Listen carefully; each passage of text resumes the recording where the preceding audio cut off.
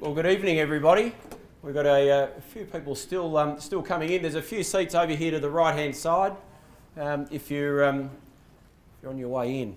Well, welcome. Greg Ernie is my name, and on behalf of the Methven Professionals Real Estate Group, I welcome you all here tonight. It's we hope tonight should go for roughly about an hour, and we anticipate, or our goal is that when you leave here tonight, you'll be well informed and well versed about the changes that are occurring and forthcoming as far as property management. Can I just ask a little bit of housekeeping? Can we just make sure our mobile phones are turned off or turned to silent, please, if that's okay? And if you need the toilets, just head out the door, either through there, and they're literally just through there, or otherwise if you're at the back you might want to wander around and then down the corridor. Before I get started, I would like to welcome, we've got a number of partners that work in closely with us, and I would like to just welcome them and let you know that they're here, and when the seminar, when the information session finishes tonight, you're welcome to catch up with them. So from Smart House, I've got Jarrah. So Jarrah, can you just put your hand up? Jarrah's with the blue banner to the right-hand side. Jarrah and Smart House Solutions look after a lot of the management. Probably the best way I can describe is with regard to smoke detectors and making sure that they're permanently working, and obviously what that does is it mitigates the loss or mitigates the liability is the word, if in the event of a fire for our landlords. So if you don't have that sort of cover for your investment property, speak to Jarrah. I've got Jackie and also Daniel from RACV, so welcome to them. They run a package that's probably been going for 12 or 18 months. We've been partnering with them. Basically their package, it's called Emergency Home Assist, and in a very quick summary, that will cover you for, I think it's 8 emergency call outs for your investment property, and so if there's an emergency, the tenants or whatever, or we can call, we can get RACV assist out there promptly, at least from a liability point of view, and for whatever repairs you're covered. They do have, if you did speak to them tonight, they've got a special code. If it was a product that was of interest and you wanted to sign up, see them, they'll give you a special code, and that gives you a $50 voucher, I think, if you were to sign up. And I know a number of our owners that are here tonight have signed up and are using that product. And finally, from CoverWise, I've got Yolanda. Where are you, Yolanda? You're waving up the back. Yolanda belongs to the pink banner. We're very lucky to have her. Since I've been in property management 20 odd years ago, I think Yolanda's been involved from the insurance side basically all of that time, and you won't get any better versed person as far as landlords insurance. So if you want to speak to Yolanda, please pop in and see along and catch up with her. I would mention too, we were hoping to have BMT tax depreciation come along tonight. Unfortunately, their team members were unavailable, but if you are wanting to speak to any of our team, we can put you in touch with them regarding depreciation schedule reports as well. So ladies and gentlemen, I think the turnout, I must say, is it's great to see so many here. Property, I think we would all know, is without doubt one of Australia's, and for families, one of the big investment means as to way families go about building their wealth. And I guess the perception, certainly the perception sometimes from a lot of tenants, is that landlords drive around, I guess, in the black Mercedes. All they do is they look at their 10, 20, 30 investment properties, and that's all that they do, and they're all extremely wealthy and rich people. I think the fact is the majority of homeowners or majority of property investors own 70% own one residential rental property, and I think they're all like us, normal mums and dads, working hard, trying to get ahead and save a little bit for retirement. Unfortunately, at the present minute, as I'm sure you're all well aware, there seems to be a bit of a need, I think, or not a need, but there seems to be a direction from political parties at the moment to perhaps look to see what they can do to maybe reduce the level of property investment. Obviously, we've got an election coming up next weekend, and with capital gains a pivotal point in that, I think it'll be very interesting as to just which way that election goes, and certainly what impact that means, not just for, I don't think it'll affect so much current investment properties, but I think it may have a big effect on property values. On top of that, over the last few months, Many of you, and I'm sure all of you, if you are a current investor, would have received your land tax notice. And I'm sure you wouldn't have been happy to receive it. I know a number of our owners have had increases of 100 to 200%. I'm aware of one property owner that's received an increase of 600% for their land tax. Wow. It's been a staggering rise for many investors, and I know our property management team over the last couple of months have been handling phone calls from our landlords. Well, how can they cover? Can we increase the rent? What can we do to mitigate that loss? Because in effect, it's literally just gone straight out of your pocket. Many of our landlords that are here, I know there's some owners in the room we look after and some are perhaps owners that we don't, but our landlords over the last week, you would have received a letter from us talking a little bit on that and the means and what we are doing, I guess, to help our landlords recover that cost.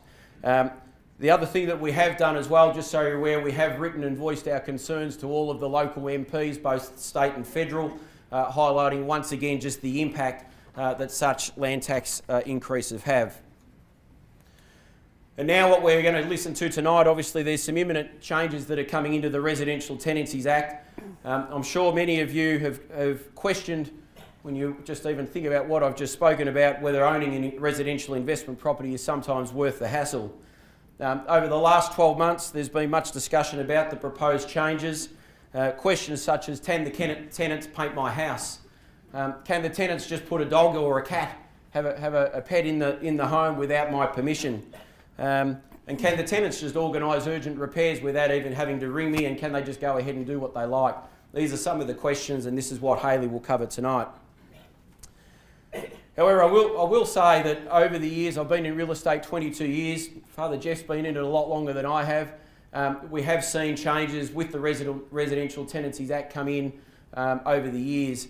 And generally they always seem very daunting at first, but probably and I guess I'm hoping with what you're going to say tonight, Hayley, while it might seem daunting, I'm hoping that when these changes come in that perhaps it's not as daunting as what it first seems. Hopefully that's the case. Finally, I think it needs to be said that housing, and this is probably the thing for governments to consider, that all of you that are mums and dads, investors, we provide a real need to society out there. And I think if it wasn't for mums and dads investing in property and supplying homes for tenants to be able to rent, without doubt, vacancy rate, which for Melbourne's at about 2%, locally out here our offices are generally under 1%. I think our vacancy rate would be probably next to zero if there wasn't the availability of rental properties. Rentals would go up, and I think for tenants, they would really be struggling to find property. So, I think a challenge for the governments going forward is, while they're trying to bring in these changes maybe to stem back property investment and slow it down, I think they need to be very careful that they don't actually adversely affect perhaps the people that they're trying to assist. In your packs that you've got there, there's a number of information. Hayley, who I'll introduce in a moment. In fact, first of all, there's a copy in there of the letter that we have sent to our current landlords. So that's in there. If you're not one of our current owners, you can see the letter we've recently written. Hayley's put together two very good, and I had a brief read through these this afternoon, a brief summary of the changes to the Residential Tenancies Act, and then a summary of the basically the legislation checklist. So I'm sure she'll go through that. Finally, as you leave here tonight, we would love your feedback. There is a feedback form there, just as you head out the door this evening. If you can please fill those in. There's a pen, there's a notepad. If we've got time permits, we will open the floor up to a few questions. And of course, we've got all of our entire property management team here tonight if there are any questions you'd like to discuss confidentially. Now, it's with great pleasure, and we're very fortunate to have this person, Hayley, come and speak to us tonight. She started working in real estate in 1998 and has built a very successful career working in all facets of the property management industry, including owning her own business. She's a fully licensed estate agent. She's won numerous awards, including the prestigious REIV Property Manager of the Year award. She's won that twice. She was named as an elite agent in the top 50 industry influencers. That was for 2017 and 2018. She now shares her knowledge with others in training our team members. Our team have been and heard Hayley. That's how we come about to invite her tonight. And her company is called Mitchell PT, as I was saying. She's now started a new business as well called Geelong Property Managers. That's where she's based, and she's heading back there tonight, bit of a drive, and plans to shake up the Geelong property management industry down that way using the latest service and technology. So without further ado, you've heard enough from me. Hayley, I'll welcome you to the floor, and it's over to you. Thank you. Oh, that one's you. I better not take your notes, better I? I actually know it off by heart, but yes. Thank you. Thank you. Thank you everyone, and really good turnout tonight. It's amazing to see so many people here, so I'm hoping that when you leave you're actually smiling. I'd like to remind everyone before we start, I did not write this legislation, okay, so don't hate me. I have interpreted the legislation for you, I have not written it, so I don't want the blame game on me. So basically, when we knew that the changes were coming, I am actually a legislation nerd. I really enjoy legislation. Is there anyone else here that enjoys legislation, or is it just me? Okay, right, I've got a tough crowd tonight. I spent 2 weeks deciphering the new bill. So 2 weeks reading it, interpreting it, comparing it to the current legislation, then comparing it to what CAB reforms are. And I've pulled it apart and I've created that little spreadsheet for everyone so you can refer to it later. But I will go through not all of the changes, but I will go through quite a few of the major changes that will impact landlords tonight. So the review process. Our legislation was written in 1997. So anyone that has been in real estate for that period of time, things have changed. You know, years ago when we started in real estate, we really did collect the rent and occasionally do the rent review and maybe go through and do an inspection. But what the job is now compared to what it was 20 years ago is totally different. And client expectations are a lot different as well. So it needed to be updated. It includes 130 reforms. Now that's pretty major. There's actually 138 reforms, and the problem is that a lot of landlords and owners and agents believe that it's very one-sided on behalf of the tenants. What do you guys think, just from what you've heard? Yeah. The tenants and the tenants union, what do you think they think? They think it's great. No, they actually think it's too one-sided on behalf of the owners. They're in uproar. They don't agree with them. So you're never going to please everyone. Yeah, they are in Fitzroy. I am also a property investor, so I own a couple of investment properties. I do own a property management business as well, and I'm a trainer, so I can see it from all sides. Consumer Affairs is overseeing the implementation of the legislation now. It's coming into effect progressively, and it will all be in effect by the 1st of July 2020. Okay, but they're actually bringing in things at the moment. They did a public consultation. Did anyone put in comments about what they wanted to see? Great. So what were some of the things that perhaps you would have said? Can you remember? Oh, it's so long ago. Yeah, it was a while ago. Can you remember? Yeah, that we, the property owners, have the right to decide what happens with their property, but especially that any changes or work done to the property should only be done by professional, trained, registered tradespeople. So modifications, if a tenant wants to do any repairs or anything to property, it'd have to be done by professionals, tradespeople. They couldn't just come in and do it themselves. Yeah, that's a good one. The one that I find that most owners have an issue with, or there's a couple actually, modifications. So that's quite a big section, and we will go through that in detail. The other one is pets, not being able to say no to pets.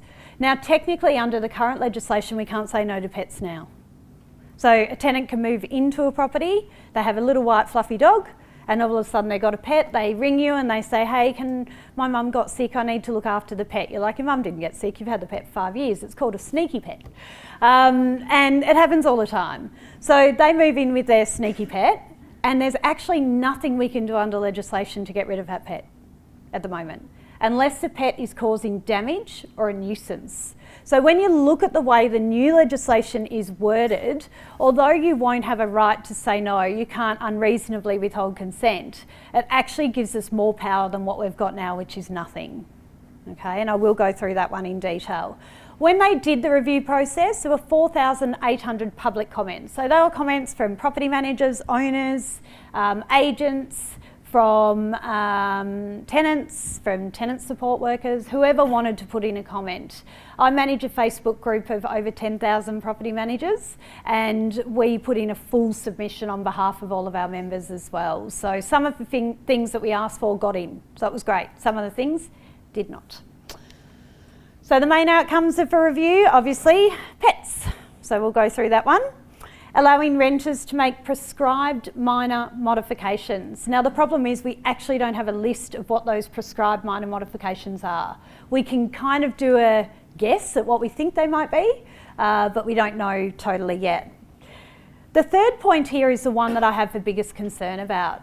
So at the moment there's a notice that we have at our disposal called 120-day no reason notice. So basically we can serve that on a tenant during a periodic tenancy or at the end of their lease, and it's 120 days, we want you to move out for no reason.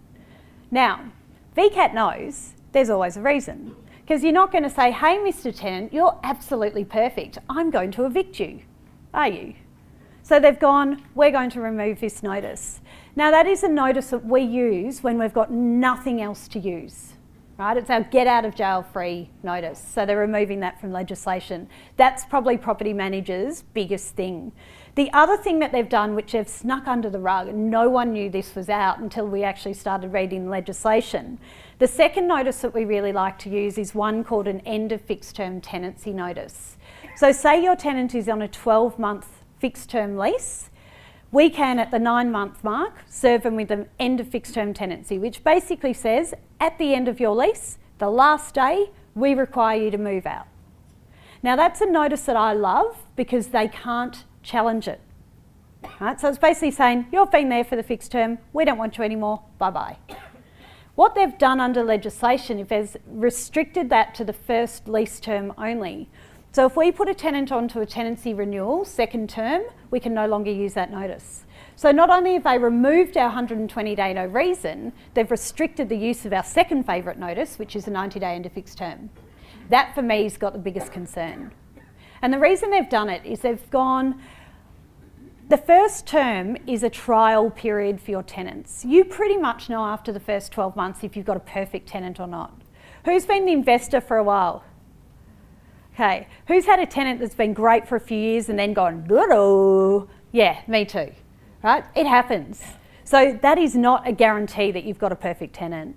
So what I think will happen with that particular removal of that notice is owners will kick out tenants every 12 months. Because once you go past the first term, if your tenant is not absolutely perfect, move them on, start again. Because you don't want to get into a position where you're stuck with them and you don't have options to move them on. Okay, so have a think about that. There's going to be a non-compliance register blacklisting agents and owners who fail to meet their obligations under the Act. Okay, so it's a searchable register, public register. Providing for the early release of bonds with the consent of both parties to tenancy agreement. I actually don't have a problem with that one because you just say no, you can't have your bond back before you move out, and job done. I don't even know why they'd put it in there, because why would you give a tenant their bond back while they still live there? Doesn't make sense. Doesn't make sense to me. Yes. Restricting the solicitation of rental bids by owners and agents, that's fine, no one should do that anyway. Providing for yearly instead of 6 monthly rent increases, again I don't have a problem with that one's fine. That one's actually coming in next month, okay, so annual rent reviews, not every 6 months. Providing for the faster reimbursement where tenants have paid for urgent repairs, so we're going to have to reimburse them within 7 days rather than the 14 days that it currently is. Changing the bond. So at the moment, bond anything over, if a rent is over $351 a week, we can take a higher bond. Under the new legislation, it will be twice the median rent for Victoria, which is currently standing at $750 a week. So if your rent is higher than $750 a week in the current market, you can take a higher bond. Other than that, it will either be capped at 4 weeks or 1 month. CAV talks about it being 4 weeks. The bill talks about it being 1 month. So per calendar month is obviously slightly more than 4 weeks rent. So we're not sure how that one's going to go yet. But bear in mind, when the legislation was created in 1997, $350 a week got you a fair house or property. $350 a week now does not get you what it got 20 years ago. Exactly, it's an apartment if you're lucky. So it's bringing it in line with inflation. Enabling bond repayments will be available to the renter within 14 days where there's no dispute over the apportionment of the bond. You're going to have pre-contractual disclosure of material facts, such as when you want to sell the property or if there's asbestos in the property. Okay, so if you know about it, we need to know about it so that we can disclose. And prohibiting misleading or deceptive conduct inducing a person into renting a property. So you wouldn't say, hey, do you know what, this property has a high-speed internet, when it doesn't. So you wouldn't do that anyway. Penalty units. Penalty units increase on the 1st of July each year. They're currently $161.19. They're going up to $165.22 as of the 1st of July. So if I own a milk bar and I sell cigarettes to a child who's 14 years old, I get fined 4 penalty units, okay? Bear that in mind as we go through the legislation, because one of the big increases is the increase in penalty units, and the reason why they've created it is to bring in better compliance quickly. Okay. So, landlords and owners, you are now residential rental providers, RRPs. Tenants are renters. Now, are there any tenants in the room? No one came to put their hand up? I did have tenants at one of my sessions. I'm like, oh, that's interesting. And tenancy agreement will be called residential rental agreement. So I'm going to fluctuate between owners, landlords, tenants, everything tonight because I haven't quite got my head around them. Okay, a couple of things here. Who has air conditioning in their house or apartment? Okay, if you have an air conditioner, it becomes an urgent repair. So if something breaks down, then the agent has to deal with it immediately, has to get fixed immediately. Now, when I say immediately, if you're waiting, you know, the tenant reports it to you on a Saturday, it doesn't mean we need to get a tradie there Saturday night. It means that as soon as is reasonably available, we need to get that fixed, okay? But cooling is an urgent repair. It doesn't mean you have to put in an air conditioner, but if you have one, it's urgent, just like heating. So in that, if it happens on a Saturday, yep. Should there be, in brackets, a business day? You know? There's not, but yes, that would make sense. Look, a lot of it's, so urgent repairs after hours, if it's something that's is dangerous or causing damage to the property or the tenant's possessions, I get someone out immediately. So as in plumbing, electrical? Yeah. Yeah, but if it's something where an oven stops working, like you're not going to have a electrician driving around with the exact part needed for that exact appliance at that particular time. So usually you just talk the tenant down and get them into business hours. As long as you can make safe and no one's in any danger, then you just wait till the next business day. Yeah. Some of these items we declare as not functional at the start of the lease. So there's an air conditioner there, but it's leased on the basis it doesn't work. Got to be removed.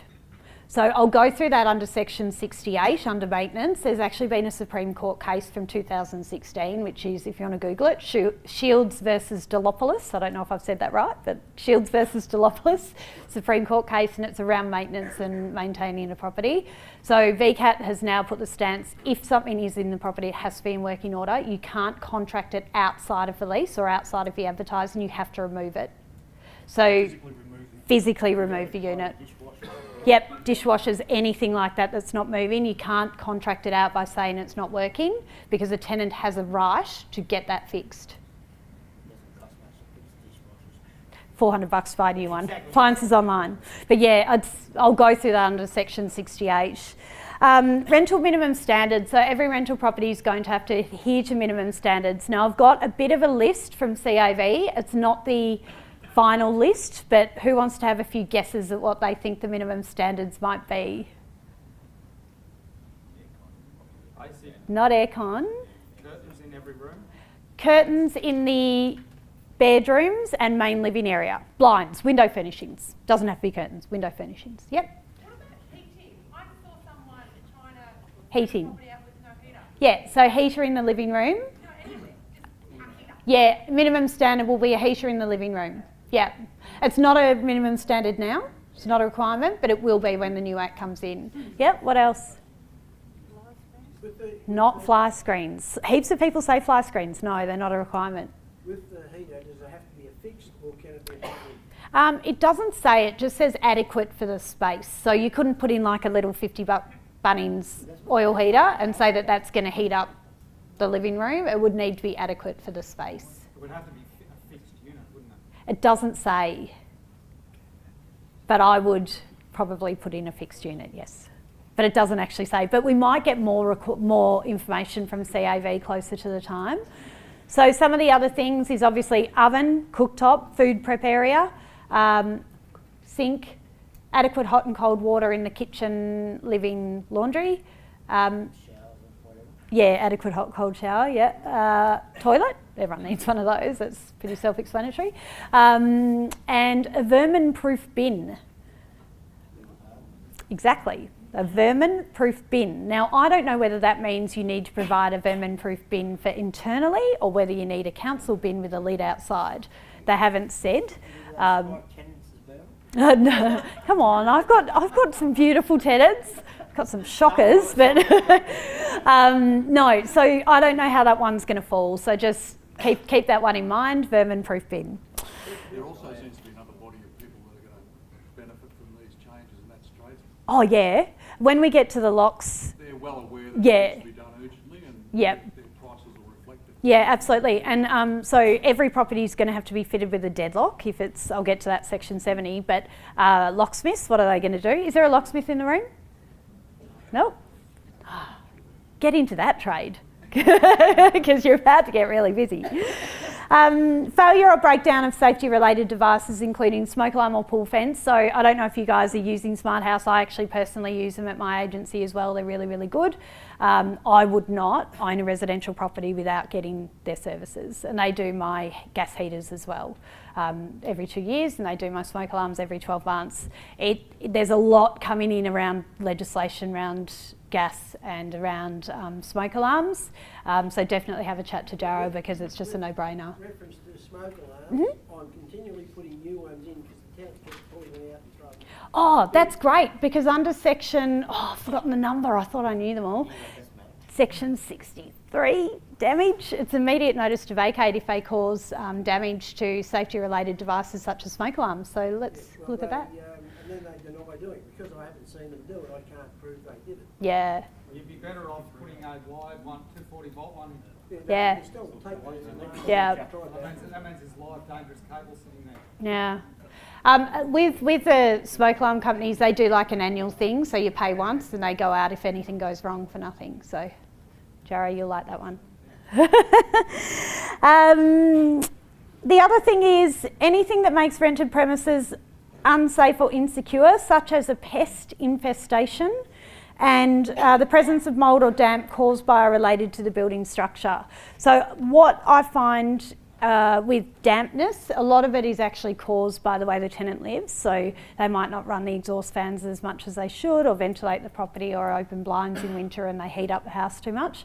If it's caused by the way the tenants live in, you can prove that. Obviously that doesn't become an urgent repair on you, it becomes a requirement for the tenant to fix. But if you have rising damp, falling damp, roof leaks, something like that, that's an urgent repair under the Act. So mould's becoming a massive problem, especially with brand new properties because they're built up to such high star energy rating. They're like little hot boxes. The air just doesn't ventilate.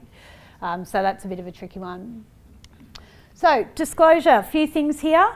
If you are going to sell your property, you have an intention to sell and you have started a contract of sale with your solicitor and you have signed an authority with an agent, and you intend to lease out the property as well, you have to disclose that to the tenant at the point of time that they're signing up for the property.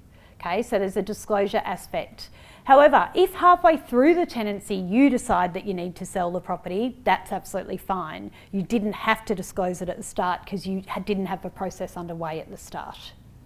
Okay, so there's that. The other thing is that if a rented premises has an embedded electricity network, so if you do have a property in a larger block where the tenants can only use, say, Origin Energy for their electricity and they haven't got a choice of provider, we need to disclose that as agents as well. So there's a few disclosure things. And the bottom one there is if you know the property has asbestos, you'll need to disclose that as well. Okay? So, Hayley, can I just ask a question? A lot of homes out here, Yes. the eave sheets for your typical rural bark home that was built in the 60s would Yeah. probably be asbestos, so you're saying that would need to be disclosed? If it's known. Okay. Yeah. So to find that out, you really need to get who's going to pay for the. But if you don't know about it, you don't have to disclose it. But if you know about it, you have to disclose it. What Greg's just said is what he's saying. Yeah. It's that age. Yeah. It will have it. So Yeah. we know about it. I know. Well, Heading up to the mid-1980s, we'll have asbestos in it. it's funny, I had water leaks in my house last year and we had to fully gut it and renovate it. It was horrendous. And they took a whole lot of our property away for testing because they thought it had asbestos. It didn't. So, yeah, interesting though. We thought it did, but it didn't. I don't know how that one's going to play out. What we're given at the moment is the bill, and we're going to get a whole lot of guidelines around everything as well. So until we get everything in place, we really don't know exactly how they're going to do it. So if that goes through, Yep. would professionals, Nathan, would they be able to organise, and that's something Greg maybe come up with, a company to do tests on properties for the tenants? Yeah, potentially. Yeah. Yeah. With that business with the asbestos, if Yeah, you but know you've got that, to are do you it then to remove it. obligated to You've got to remove be very careful in life. Doesn't say you have to, but I would probably assume you'd need to get a building report signing off saying it's safe, like it's not in an area that's going to break and flaky or cause people to breathe it in or anything like that. But we just don't know.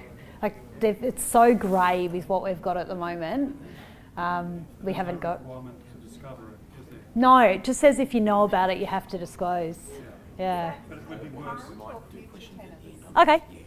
Okay, we'll do questions. Questions at the end, otherwise we'll sort of probably You'll get get bogged down a stuck. little bit. So Except just when I keep rolling along, jot your questions down. Yeah. And when we get to the end, we'll try to get Cool. through them. And if not, we'll be available. Otherwise, we We'll might be here here. all night You will be here all otherwise, night.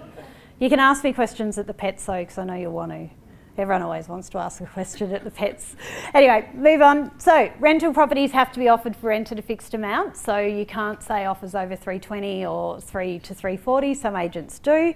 The other thing here is you can't solicit or otherwise entice the offer of rent that's higher than the advertised amount. What I mean by that, say the guys have an open for inspection on a Saturday and they've got 5 really good applicants, and one applicant turns around and says, hey, I'll pay another $20 a week for the property. They can accept that offer and you can accept that higher offer of rent, but you can't go back to the other applicants and say, hey, we've had a higher offer, would you like to match it? Okay? So they can accept it, but they cannot entice it. So just be aware of that. $10,000 fine for that one, by the way. Maximum bond? The Residential Tenancies Fund, I believe. And the fine can be imposed on the agent or the owner depending on who's liable. Yeah. So maximum bond, we went through that. Penalty units have increased from 20 to 60 as well, and it's twice the median rent for Victoria. So only rents over $750 a week, and that will fluctuate or go up and down each year depending on the rental prices. Rent increases. So from June 2019, we can only increase the rent every 12 months. So before that, it was every 6 months if it was written into a fixed term agreement. So it's going to every 12 months. The market doesn't shift that much. I'm actually really comfortable with that. Okay, so I don't really know many owners or agents that increase the rent every 6 months anyway. Just make sure when you increase it, you give it a good whack. You bring it up to market rate.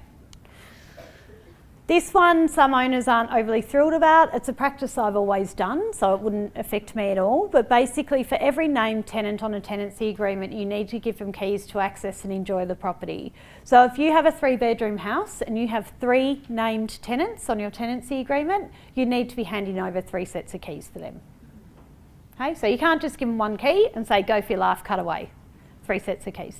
Now, if you have a double garage, I would be giving 2 remotes, not 3, because you've only got 2 car spots. Okay, so it kind of makes sense doing it that way. But just be aware you need to provide enough keys for every tenant. Section 61, this is the damage one I was talking about before. So basically, a tenant may not cause damage to rented premises, and they've changed the wording here. So it's not intentionally or negligently causing damage. They talk about here fair wear and tear. So fair wear and tear is one of those big grey areas in the Residential Tenancies Act, because what I think is reasonable for fair wear and tear may be totally different to someone else. Also, the other grey area in residential tenancies is what is reasonably clean. Because what I believe is reasonably clean is totally different to other people. So CAV, Consumer Affairs Victoria, are going to give us guidelines about what some of these common sayings actually mean.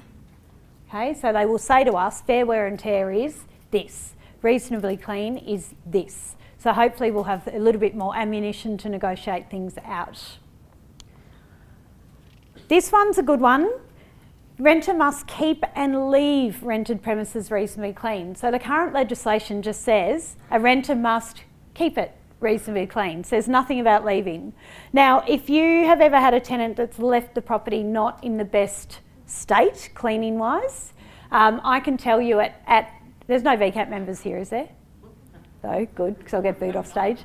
If you ever go to VCAT, you don't get cleaning. It's very rare that you get a lot of money for cleaning. So VCAT members see it that a tenant needs to do a Saturday morning wipe down. So basically get their stuff out, give it a quick wipe and away they go. We were at a VCAT forum a while ago and I said there's a real discrepancy between what is reasonably clean for a tenant vacating and what is expected to be reasonably clean for a tenant moving in. And the VCAT members said it is expected, this is what they said, it is expected for landlord to put their hand in their pocket to bring the property up to a reasonable standard for the next tenant. The exiting tenant does not have to return the property to a standard fit for a next tenant. And I'm like, but what? I don't get it. But that's what we fight against. So if you ever have your property manager call you and say, hey, it's going to be $150 to clean the property, I can take the tenant to VCAT, but we won't get anything. They're not saying it because they're lazy and they don't want to go there. They're saying it because they don't want to waste your time or money. You're better off just putting in that $150 and getting it done. And it is ludicrous and I don't agree with it, but that's what we've got to deal with under the legislation at the moment. So yeah, that's the reasonably clean debate, which is fun. All right, modifications.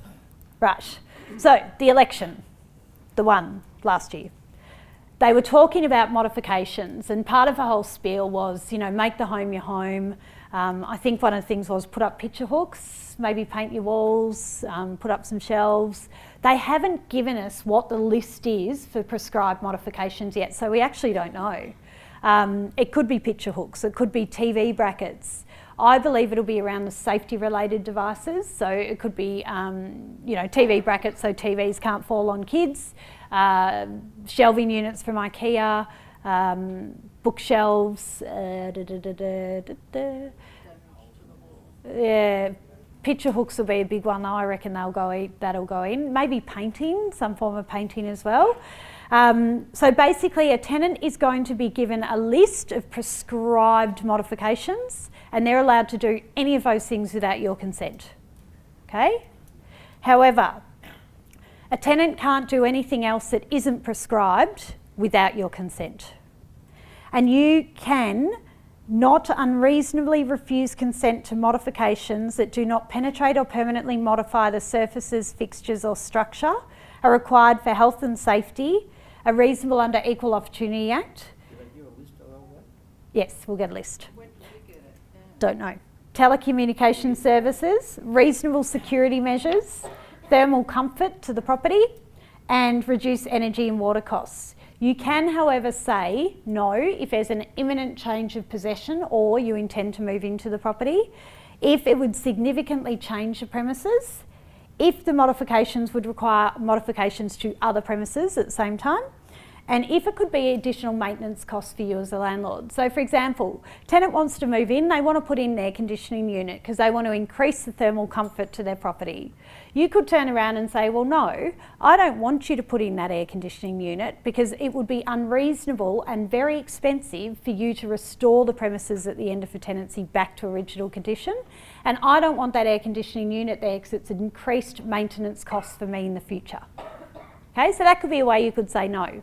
Or you could say yes, you can put it in, but I do require you to restore the premises to original condition at the end of the tenancy. And in order for you to do that, I'm going to take an extra bond. And that extra bond will be a top-up bond held by the RTBA, and it will be equivalent to the cost of restoring the premises. Okay, does that make sense? So, whatever the cost is to restore the premises. So, it's actually not as bad depending on what those prescribed things are. So why can't you give Haven't you ever Hold on one seen the sec. paperwork some people do? Oh, it's terrible. Yeah. The mess What was they that? make? Sorry, why can't? Get them to leave it there once it's installed. Yeah, you can. Yeah. Yeah, you can keep it. You can say, yeah, you can put that in, I'll keep it, no problem, great. Sign off. You can also say that it's got to be done by a qualified tradesperson if they're licensed to do so, so electrical and plumbing. So look, depending on what we get for the prescribed modifications, I'm not totally worried about it. But if we start getting prescribed modifications that say that they can paint rooms black, you know, replace all the curtains, do all this sort of stuff, that starts concerning me. But it just depends what the list is. So watch your space for that one. You need to ensure that when you rent out the property that it's ready for tenants and they're vacant and reasonably clean. So often us as property managers have a super quick change between tenancies. So old tenant moves out on Monday, we might have a new tenant moving in on the Friday. We need to ensure that A, it's vacant, and B, it's reasonably clean for next tenant. If we don't, potentially $10,000 fine. Okay, so got to be... They can leave it in what they consider a clean Yeah. condition. Yeah, so if we've got a really quick change, we've got to ensure that it's done. So we know as property managers, our tenants, like we know the ones that you got to give a couple of extra days because they mightn't be out on time and it might not be as clean as you want, and we know the ones that are absolutely immaculate will have it handed back like that. You can do a super quick change. So if your property manager says, I think we need a few extra days in between to make sure we've got enough time, let them do it because they're doing it for a reason. Like we know what our properties are like. Rental minimum standards. So if a tenant moves into a property and it doesn't adhere to the minimum standards, so your vermin-proof bin, your blinds, your adequate hot and cold water, your cooktop, your heater, it becomes an urgent repair. Okay, so tenant moves in, takes possession, serves you with a notice and says, I don't have a heater in my living room, I want one. You need to do it. It's an urgent repair. The other thing is that CAV has said that owners will be given an opportunity to bring their properties up to scratch. So they're not going to say 1st of July 2020, every property in Victoria has to have a heater in the living room. They're going to say by this date, every property in Victoria has to have a heater in the living area. Look, I've got heaters in all my properties, so it's not a big one, that one. But $10,000 fine as well can be imposed. Okay, section 68. So someone said about, I think a gentleman here said about the heater, for example, not working and you contract it out. You must ensure that premises are provided maintaining good repair and in a reasonably fit and suitable condition for occupation. So this subsection 1A, say you've got a property and anyone here a developer? They buy older houses and knock them down, put some units on it, you know, you might put a tenant in for a short period of time and the properties really aren't up to what you'd normally expect for a rental property. So they're the lower quality properties. And usually the developers think, I'll just pop it on the market for 12 months while I'm waiting for plans and permits. I don't want to spend any money on it. We'll just get tenants at a really low rent. So you rent that property out for $200 a week, tenants wrapped, they move in, they've got a roof over their heads, they've got basic amenities, and off you go. A week later, you get served with a notice from the tenant asking for all of these repairs, which come to $20,000. You have to bring that property up to a reasonable standard, regardless of whether the tenant was aware of the disrepair and the rent that they're currently paying for the property. You would leave it vacant. So what I think this is going to do to the marketplace is, A, owners are going to have to spend more money to bring their properties up to a reasonable standard, which means that they're going to cost more for rent. So a lot of those lower end houses are not going to be remaining on the rental market like they are now. Now, you might luck it and get a tenant that moves in and is absolutely appreciative for the fact they got a roof over their head and they never report any maintenance, and your happy days, you don't have a problem.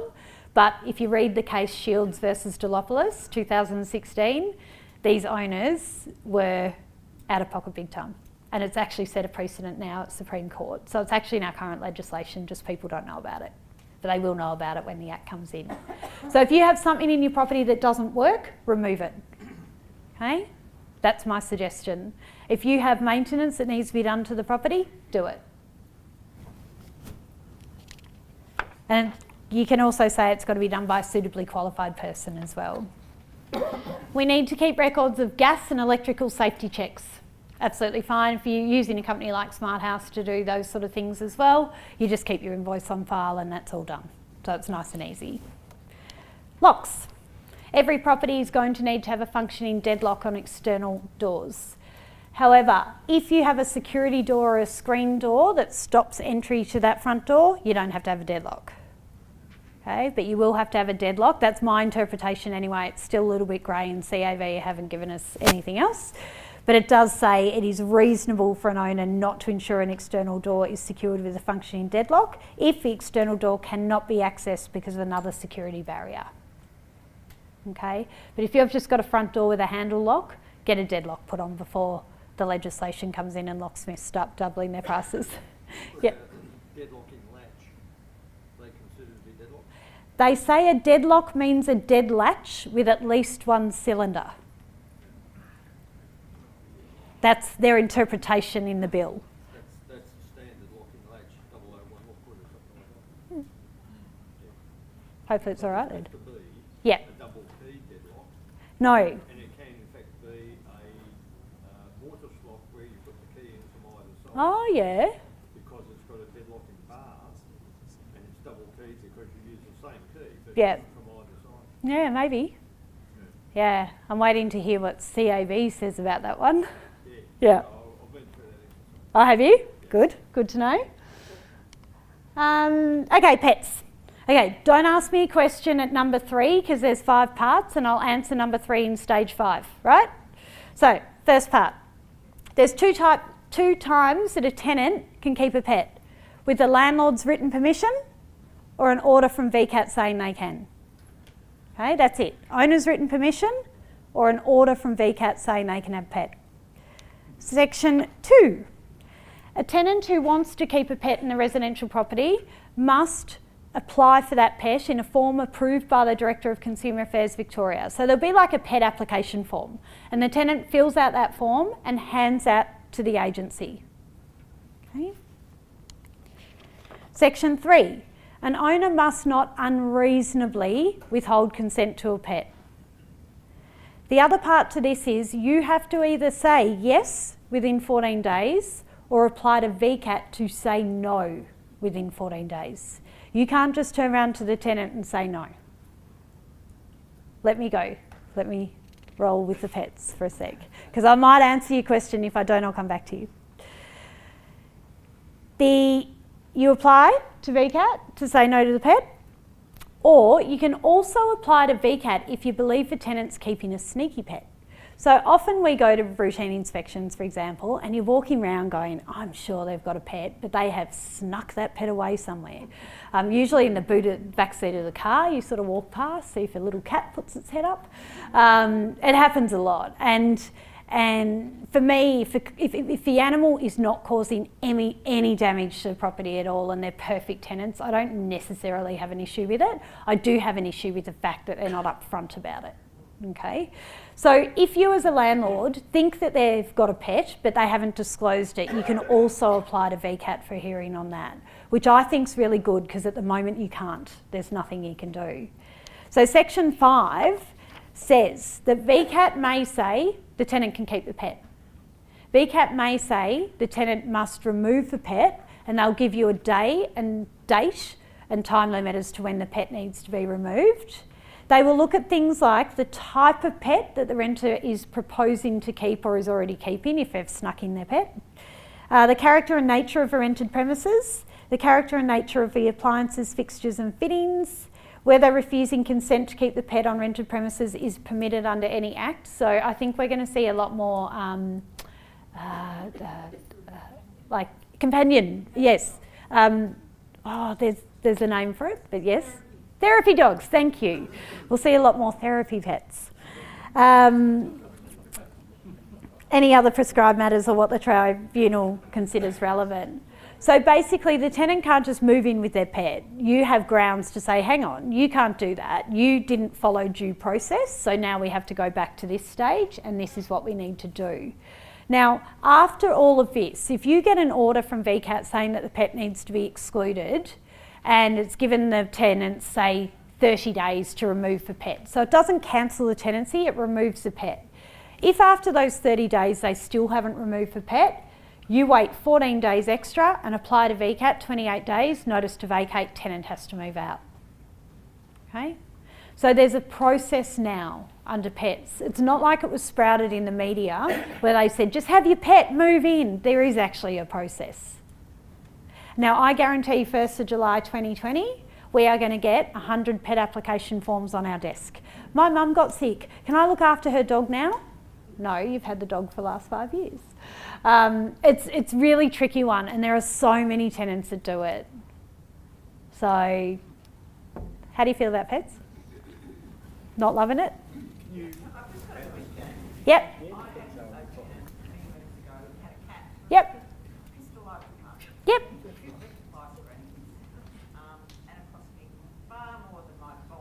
Yep. Where do we stand in getting money back off the tenant? Pay for these repairs? Check your insurance policy. Yeah.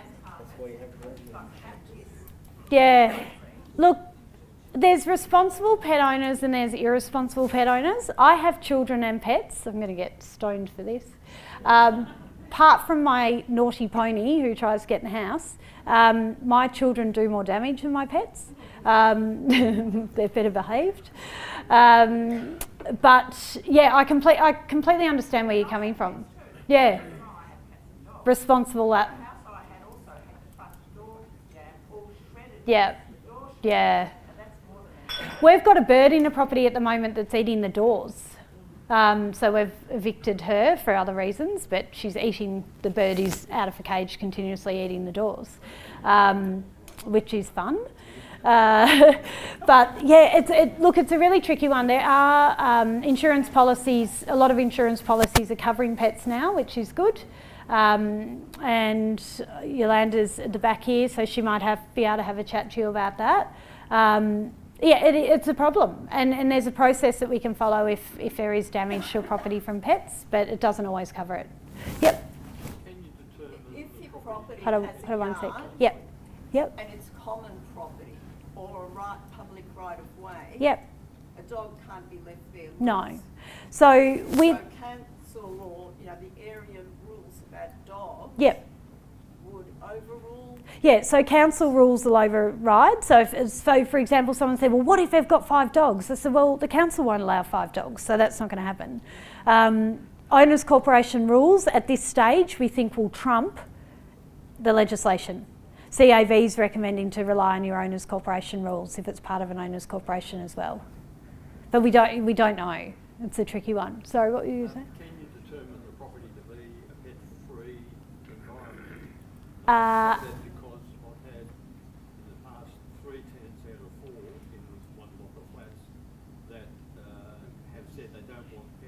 Okay, so trying to determine a pet-free environment. If it's part of an owner's corporation, you could perhaps get written into the owner's corporation rules and get them registered rules, and then that could be a way to get around it. Look, I don't think you've got any chance. Some people are personally. allergic to cats and dogs. Yes. So having had a cat in the property, Yes. it reduces its market potential Yep. because people are allergic. So you could potentially go to VCAT and plead that case. I don't know how you'd go with that. And just on the Yep. point that you mentioned about the cat pissing on the carpet, Yeah. I had that happen last year, and they actually saturated the carpet, climbed up the curtains and shredded them. I replaced it, cost a lot of money. VCAT said that carpets are 10-year-old, they're fully depreciated, there's no penalty for that. Yeah. So suck it up. Yep. And then the people that turned up did the same thing with, can I look after the Rottweiler, my mother's sick. Exactly the same thing. Yeah, so depreciation does come into it. It's actually included in new legislation under Section 211. So it isn't actually in the current legislation, even though VCAT does allow it. So if you've got carpets that are 10 years old, they're absolutely immaculate when the tenant moves in. When the tenant moves out, their trash have got to be replaced. You will not get a cent because they're already depreciated their lifespan. So BMT's actually got a really, really good calculator. It's called Resi Rates. It's NTAA, I think it is the code, but you can download it for free on the App Store. So if you want to see what the depreciation life of everything in your property is, type it in, it will tell you. But yeah, that's exactly right. Your carpet's 10 years old, you won't get a cent. Your paintwork's 10 years old. VCAT and pissed on the carpet. At VCAT. Said the carpet's 10-year-old, suck it up. I don't think that would go down. Yeah, no, I don't think VCAT would like it if you did that. Oh, look, I totally get it. I totally get it. Okay, so every landlord here has to go to VCAT and pee on the carpet. This is what we're going to do. This is like, we're going to, I don't know, we'll end up on the news, but that's fine. All right, I am going to move on. We'll have questions at the end. So this one here is what I said before. A tenant is able to spend up to $1,800 on urgent repairs. So most agencies have a process in place where the tenant has to call the agency. If they can't get onto the agency, they can call someone else and spend up to $1,800 on urgent repairs. If they do spend money on urgent repairs and they give you notice of those repairs, you need to reimburse them within 7 days. Okay, it's currently 14 days, it's going to half. Yep. What's the proof for the urgent repairs? There's a list. Yeah. Yeah. In terms of pets, repairs to external fencing, is there anything mentioned about the timeframes on, like, particularly older properties where fencing might need replacing or maintaining? Like, is that? It just comes under maintaining a property, but there's no timelines in there. So non-urgent repairs are a 14-day timeline. So you've got 14 days to get it organised. Yeah, or at least well and truly underway. Yeah, yeah. Tribunal order for repairs. The tribunal can put in an order for repairs and say that an owner needs to carry out those repairs. They can also say it has to be done by a suitably qualified person, and they can now award compensation to the tenant. So say the tenant didn't have an air conditioning unit for a month during summer because it broke, and you did your darndest to get it fixed, but you couldn't, the tenant took it to VCAT, then the tenant could be awarded compensation for that item not working. So it's usually a percentage of a refund on the rent, because technically they're paid for rent and everything to be included in the property, and something's not working. Yeah. Let's just say you can get urgent repair and say it cost $1,000, but really it should have only cost $200. Can you argue the amount? That's a fight at VCAT that you need to have. Yeah. I've done it before and I've actually won. I've had a few tenants that have had their friends do the maintenance after hours for them, and I've been able to look up ABNs and go, that's not a registered company, so I'm not paying that. So yeah, you get a few sneaky people like that, so you become a bit of a detective in this job. But if they do get you a bill which is well and above what your normal trades would charge, then yes, you could definitely have a fight with them at VCAT for that one. Yeah. So entry of rented premises. So there's a couple of changes here, and there's some things that salespeople in particular need to be really aware of. So it's currently 24 hours notice for access for all of our inspections, minimum 24. Under new legislation, all those time periods have changed. So for leasing and open for inspection, it's changed to 48 hours. It's going to be a minimum of 7 days for advertising photos and videos. So that's actually completely new. We haven't really had a provision under the Act at this stage to allow us access for that. So I'm really glad that it's been included. Even though it's 7 days, I'm happy. At least we can push our way through. The other change here is routine inspections. So it's going to be a minimum of 7 days notice for routine inspection, currently 24 hours, and valuation. So for the salespeople, when you're doing your subject to finance clauses, just be aware that there's going to be a minimum of 7 days to actually get a valuer through in the current legislation. So it might push out your subject to finance clauses. Now, of course, if a tenant turns around and says, yeah, mate, come through at 12 o'clock tomorrow, happy days. But if you've got a tenant that sticks by the rules and wants everything done by notice, you have to adhere to these terms.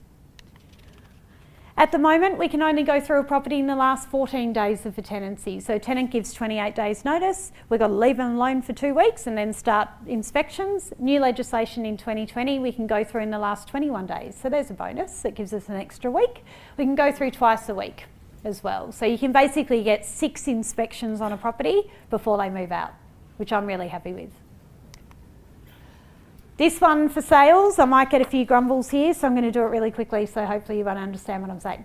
So, when you want to sell the property, you have to give a tenant 14-day notice that you intend to sell the property. So that's basically saying in 14 days, we intend to start doing inspections on the property. You need to then try and negotiate, so all the sales agents and property managers need to negotiate suitable times and days to run through and do those inspections. The salespeople can go through up to twice a week unless otherwise agreed with the renter for a period of no longer than 1 hour, unless otherwise agreed with the renter. The part that is new to this is you must pay the tenant the prescribed compensation for each sales inspection. Now, we don't know what the prescribed compensation will be. I believe it will be a percentage of the rent. Because they can't say $50 if you're paying $200 a week or $50 if you're paying $4,000 a week. So, you know, it's got to be a percentage of a rent. I don't know how it's going to be worked out, but just be aware for every inspection, sales compensation needs to be paid to tenants. So moving on,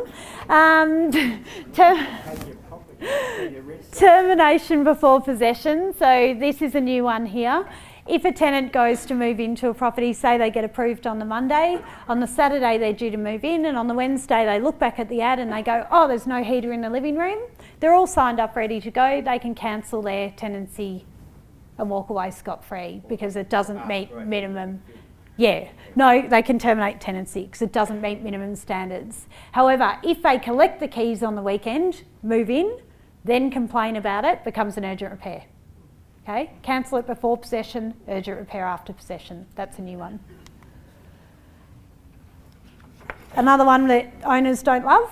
Currently, if we serve a notice to vacate on a tenant, 60-day notice to vacate, for example, for sale of property, owner moving in, change of use of premises, property sold, repairs, renovations, demolition. The tenant can give you 14 days return notice, irrespective of end of lease date.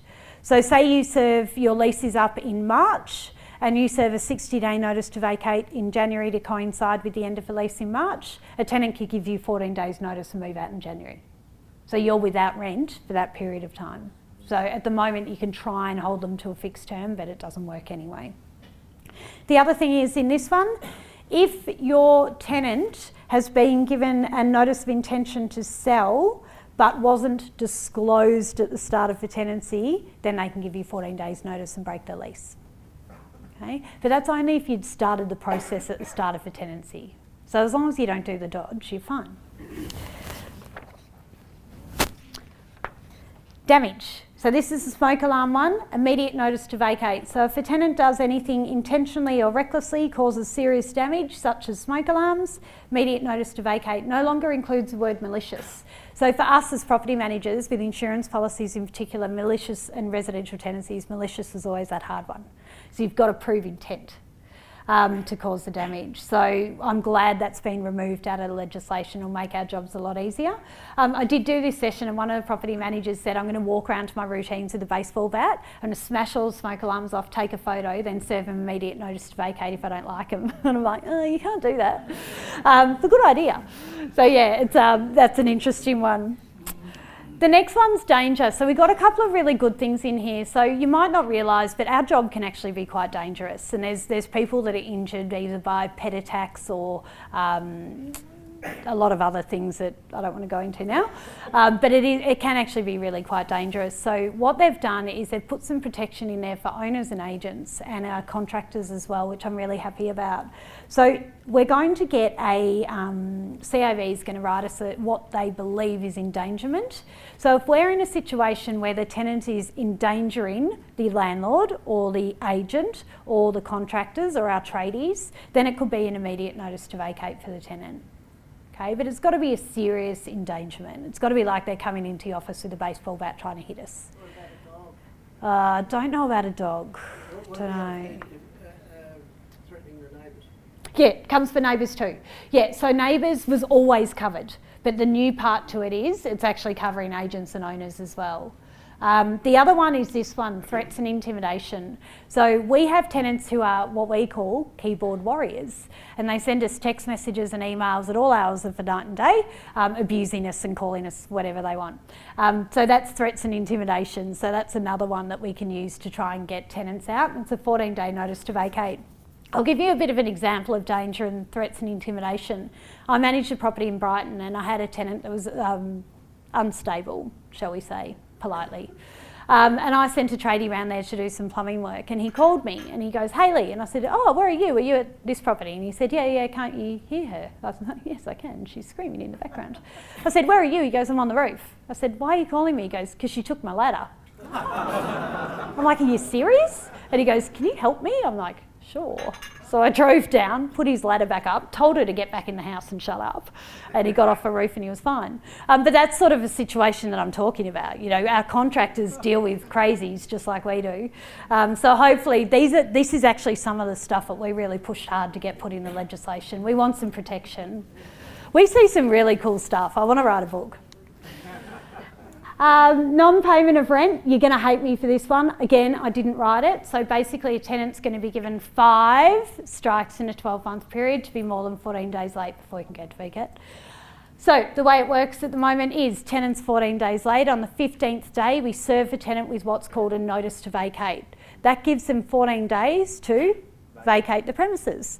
We have to also include postage on that. So that's about another 7 days if we're not doing electronic. So basically the tenant's therefore got another 21 days to vacate the premises. So at the current legislation, a week after we serve a notice to vacate, we then apply to VCAT. Okay, so by the time we apply to VCAT, they're 3 weeks late with rent. If a tenant then pays rent before the termination date and the notice to vacate, which is another 2 weeks past that date, we can't even go to VCAT. It's 1 strike against the tenant. That's what they're bringing in. That's what we're bringing in. So basically a tenant can do that 4 times in a 12-month period. So 14 days late with rent, 15th day notice to vacate. They then have another 21 days. If they pay the rent in the 21 days, 1 strike, can't go to VCAT. On the 5th occasion of a non-payment of rent in a rolling 12-month period, you can get to VCAT even if they pay the rent between the notice to vacate and the termination date. However, VCAT will decide if they adjourn the hearing, put the tenant on a payment plan, send the tenant to financial counselling to see if they can adhere to a payment plan, or give you a possession order.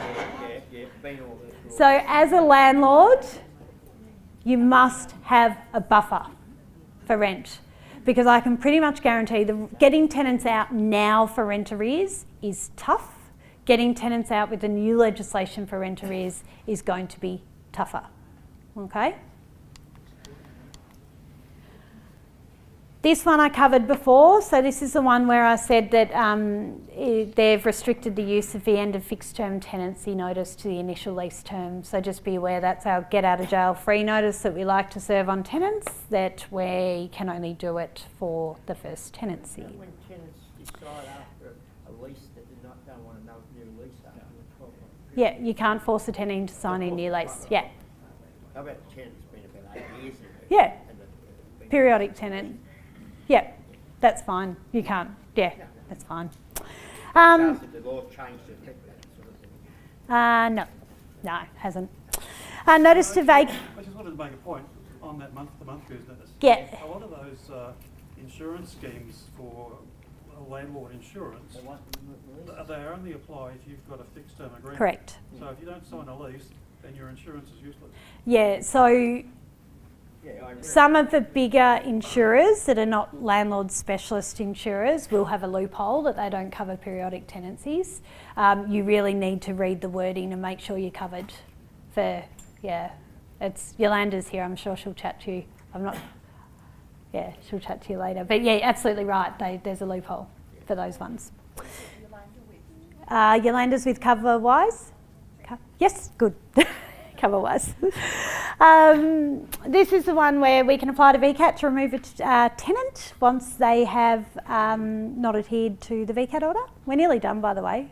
You all look really scared. This one's a baddie. So basically, if we serve a notice to vacate on a tenant for sale, you want to sell the property, but really you just want to get a really bad tenant out, right? So you serve a notice to vacate for sale, pretending you're going to sell the property, and then as soon as that tenant's out, you clean it up and you pop it back on the rental market, potentially a $25,000 fine. So you either need to keep the property vacant for 6 months from the date the notice was given, or move in. You can do 60 days prior to moving in, or you can go to VCAT to get the property cleared to be relet. So what it's stopping landlords giving a false notice to vacate to get a bad tenant out. All right, so be aware of that. Don't do it because they're going to clamp down on it. Rental bonds, I will summarise this for you because it goes over a lot of parts, but it's an easy one to get your head around. Basically, with a claim for a rental bond, a tenant can apply to it prior to them giving possession back for the property, and all the agent needs to do is say no. All right? Now, a tenant can also claim the bond, and if the agent doesn't say no within a certain period, the bond will automatically go back to tenant. Okay, so it's making sure that agents are fulfilling their obligations under Residential Tenancies Act, because we legally have 10 business days to finalise a bond after a tenant vacates property. That's all we've got. Okay, 10 business days. So basically, if your tenant applies for it, in 14 days, the bond will go if you don't say no. All right, that's where it sits. The other good thing is though, say you have a tenant that does a runner. So if they abandon a property, they usually stop communicating with you at the same time. So you do a claim on their bond. If they don't say no, you get their money back.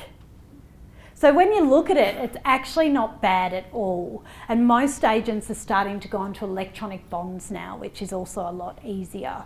So I think the bond process will actually be better than what it is now. It will just take us a little while to get our head around how it all works, but it's bringing it in line with New South Wales legislation. It's what New South Wales does now. And I remember when it came in New South Wales, everyone was up in arms going, it's not going to work. It actually works really well.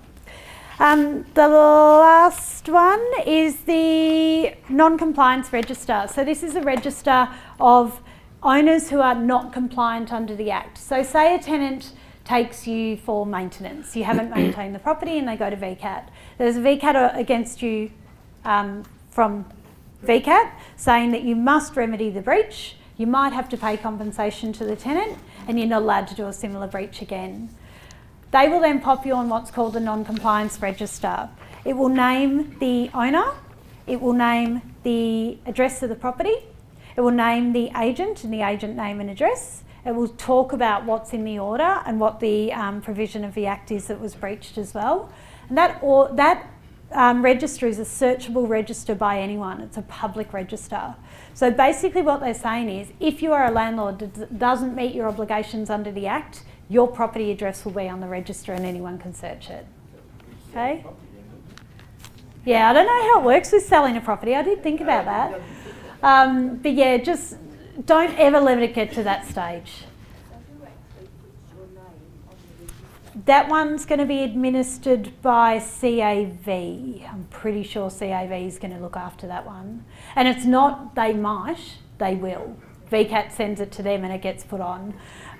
So yeah, and look, as an agent, I wouldn't want my name up there as well.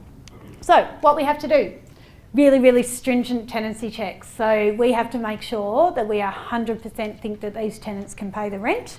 Ledgers are going to become really, really important for us. If there's any dishonours or any late payment of rent, we don't put them in properties anymore. Like, it's going to be cutthroat to get a property now.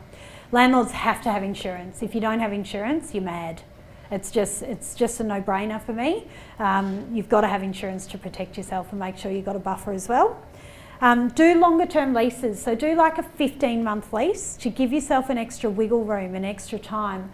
The reason I say that is under legislation, we can inspect the property at the 3rd month and then the 9-month mark. If we wanted to serve a 90-day end of fixed term tenancy notice and we've inspected the property at the 9-month mark, we actually don't have enough time to serve that notice and get that tenant out to the end of fixed term.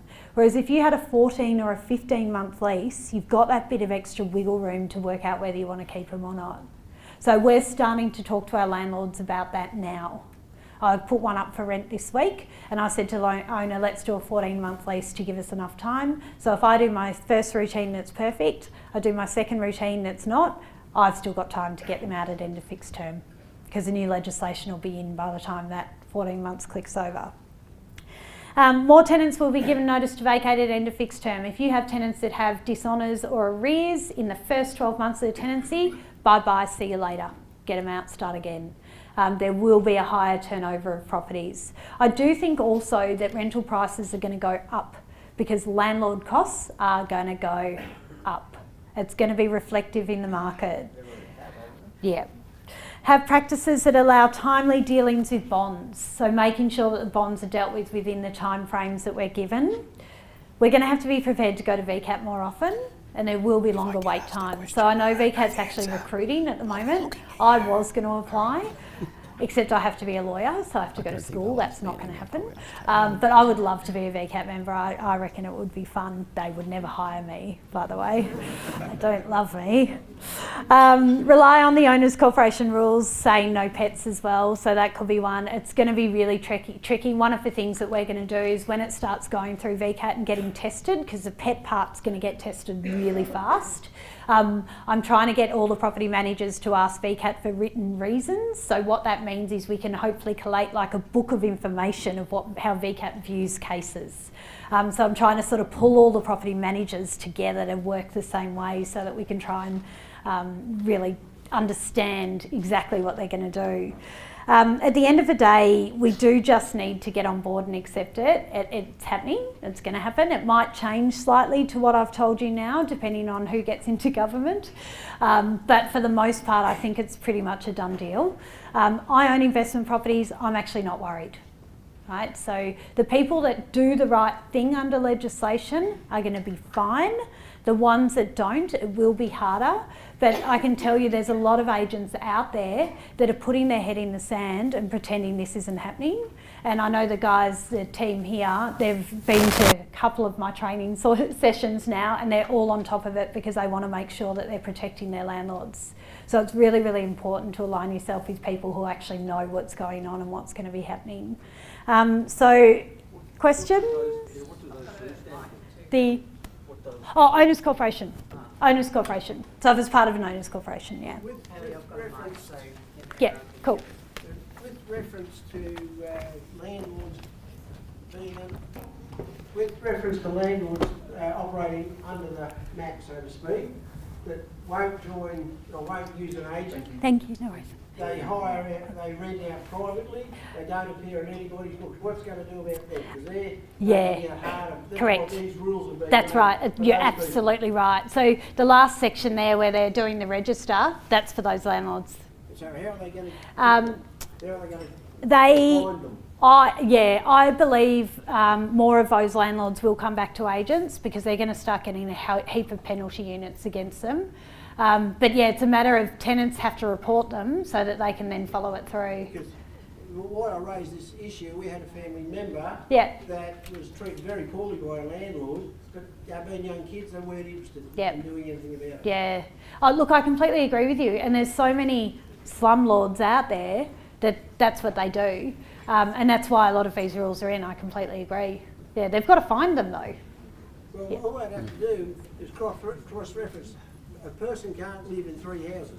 If somebody got more than one house, they just check the land. Yeah, and there's a lot of rooming house, so there's a whole section on rooming houses as well, which I haven't gone into today because that's a big problem as well. Yep. Hi. In terms of pets, Yes. can I have an independent pet bond? Say yes, No. you have a pet? No. Do No. that? No. And if they had have allowed pet bonds, I would have gone okay. But they don't. They allow it for modifications, but they allow it. Yeah, and they allow it for long-term leases, but no, not for pets. Pet bonds are illegal. However, if your rent was over $7.50 a week and a tenant offered a higher bond, you could take a higher bond and not call it a pet bond. But if it's under $7.50 a week, you can't. Under new legislation. Two very quick questions. Number one is about technology. Yep. What rights have we got if they want to hook up Foxtel, NBN, put an extension cord with one end of the living room and the other end of the bedroom, going through the roof, whatever? You can't unreasonably withhold consent to telecommunication services. And the second one is, with all these restrictions on landlords with respect to VCAT, have VCAT built in any provision to support landlords? My experience with VCAT is you can win hands down, but not redeem $1 if they aren't capable of paying. So have they built in provisions to support their landlords with all their new regulations? No, not that I've seen at the moment. No, unfortunately not. Hayley, I just wondered, is there a charge for VCAT and who's responsible to pay for it each time you have to go? Yeah, at the moment it is $67.90. I haven't done one for a while. So there is a charge. That's just an application fee. I personally charge an attendance fee as well because we can lose a couple of days' work if we have to go to VCAT. So we charge for that as well. I'm not sure if these guys do. Most agents do. But yes, there are charges. So under Section 107 of the VCAT Act, you can award costs to the other party. So if you're the clear winner, you can ask at VCAT for the cost to be awarded back. And VCAT, it's up to their discretion whether they'll pay that money back to landlord or not. But it's not for the agent's attendance, it's only costs to actually out of pocket to go. Some insurance companies cover costs as well when you make a claim. Sorry? Yeah. Landlord pays it, yeah, and then you try and seek it back either off the tenant or insurance, yeah. Right up the back. Up the back. Good evening, my name is Glenn. If I had to give a notice to the gate with the intention of reoccupying the property. Owner moving in? Owner moving in? Yep. How long before I should move in? Or what's the period that I can allow, that I have to prove that I can move in? So you need to intend to move in immediately after. It's a tricky one because the legislation says that the property has to not go back on the rental market for a 6-month period. So 6 months from when the notice to vacate was given, and it's a 60-day notice. So technically if a tenant moved out after the 2 months, you've got 4 months of living there before you can re-rent it. Yeah. Question, Obi. Yep. Hi, thank you.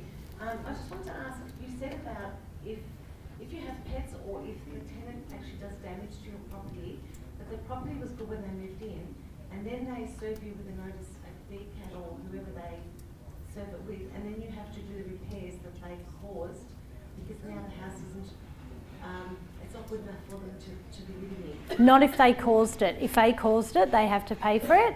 But if it's maintenance that you should do, you would have to pay for it. But what about if they say it's maintenance? What? Like if the tenant says, no, this is maintenance. I mean, I know you can go back on the photos. Yeah.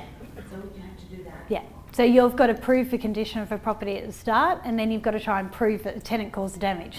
So often your tradies, so I know these guys would have amazing tradies that you say to them, hey, you know, I need this for VCAT. How did the damage get caused? Can you put that on your quote and invoice? So in other words, it goes back on the landlord to make proof that it wasn't okay. You also mentioned about electrical checks and gas checks. Yep. Do you mean you have to get a plumber in or electrician in? How often? So the energy safe recommendations are smoke alarms every 12 months and gas every 2 years. There's a whole lot of legislation coming in at the moment though, so it's going to really change everything there. And I wouldn't be surprised if it becomes a legislative requirement that it actually gets done, which I'm not against at all. I think it's actually a good thing. Smart house up the back. Yeah, ask Jara though. She loves questions. Yeah. Hayley, just want to recap on the gentleman over here said he was going to move into his property. Yeah. If I make that a property, which I currently have here in Melbourne, Yeah. my own private place of residence, do I still give 60 days notice or do I need to give a longer 120 days? Well, you don't have 120 days anymore. That will be gone. At the moment, it's 60 days notice to vacate if you want to move in. But you can't break a fixed term agreement either, so they've either got to be periodic. Yep. But, do I have to confirm, do I have to give him some reason why I want to move in? All I've got to do is say it's going to be my private place of residence? No, well, under the new legislation, you're going to have to also provide them with documentary evidence, so i.e. a stat dec from the family member moving in, and that will need to be served with the notice to vacate as evidence. Yeah. They're stepping it up a notch. At the moment, we only have to take that to VCAT if we're asked. Yeah. Hi, I've got a property where I've got a split system in the lounge room, and I disconnected an old-fashioned gas heater, or electric, I can't remember what it was, Yep. because it wasn't working. Yep. Do I need to get that heater out? Yep. Even though I've got Yep. a new system? Yep. Your tenant has a right to say they want it working. Yeah, so recommendations always remove it, cap it, cover it over. Pull it out. Yeah, pull it out, get rid of it. Yep. Yeah. Hi Hayley, I chair a body corporate in Queensland. Woohoo! And we just 6 months ago had a pet in the body corporate. Yeah. Our rules said pets can be kept with written permission from the body corporate. Yeah. In Queensland, the legislation's overruled the body corporate rules. So the body corporate rules lucky banned a pet. The Queensland courts just said tough. So the recommendation is that when you do your body corporate regulations, you put in there, pets may be kept with consent of the body corporate. Yep. That at least gives you some control. If you just say flatly ban, the legislation says tough. Yeah. We override it. So That's what's happening in Queensland. That's what I thought might happen too. Consumer Affairs Victoria, however, said that that's what they're recommending at the moment. I sort of went, okay. But yeah, that doesn't surprise me.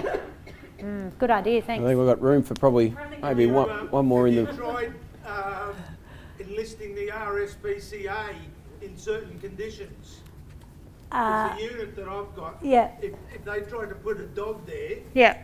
I would be objecting strongly, because all the dog has got is a venue to run out in the road or walk around the concrete, annoying everyone else. Yeah, and that's something that you could say, that the property's not fully fenced, it's not suitable for a pet, and therefore get an order admitting the pet from the premises. Yep. I reckon the RSPCA might help you out. Yeah. They did actually. Yeah. One more and then we can wrap it up. Yep. A question I put to a question I put to the Minister of Housing, and he couldn't answer. He's given it to the Consumer Affairs people, and they still haven't answered. So I'll ask you. Pressure's on. Who's responsible or who's liable for any injury or illness as a result of substantial work done by the tenant or organised by the tenant? I'll give you an example, a real example. One of my units, a tenant, without asking me, broke a window and then replaced it. Instead of with safety glass, proper standard glass, they put picture frame glass in, which is much thinner, and they didn't bother putting the beating back on. They just lightly tacked on some silicone. Yep.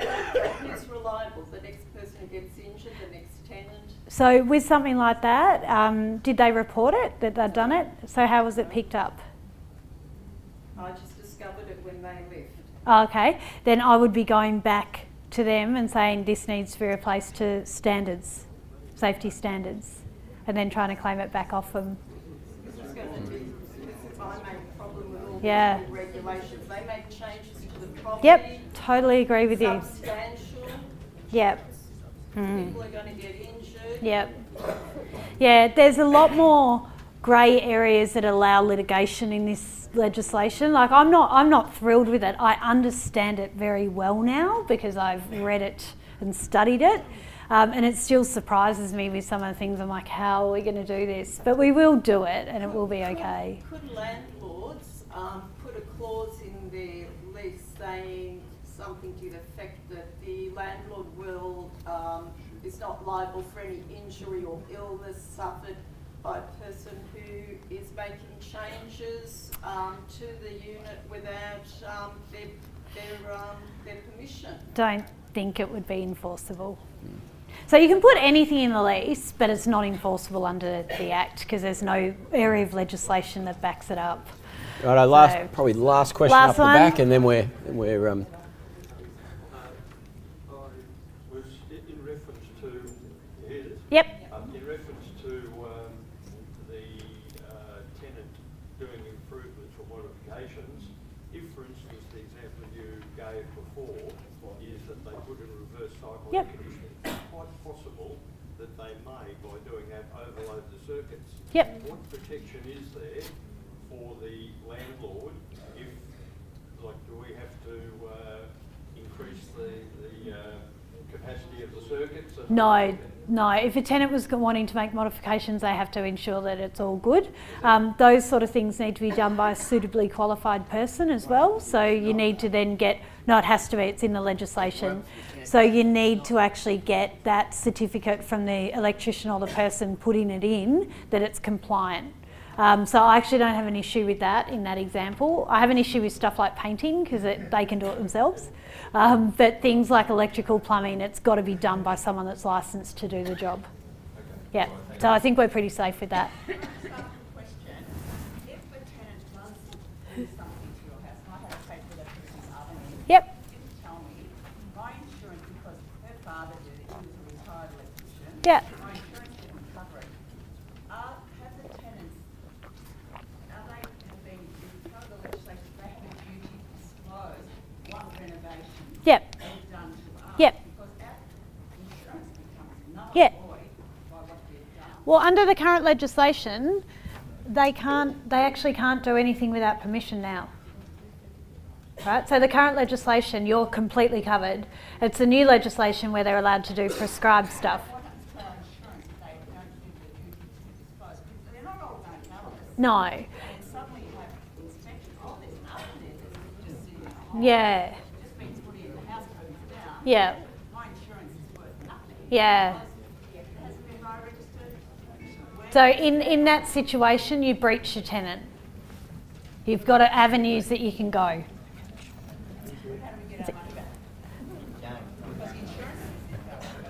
VCAT Magistrates Court. Righto, can I get you all to put your hands together for Hayley?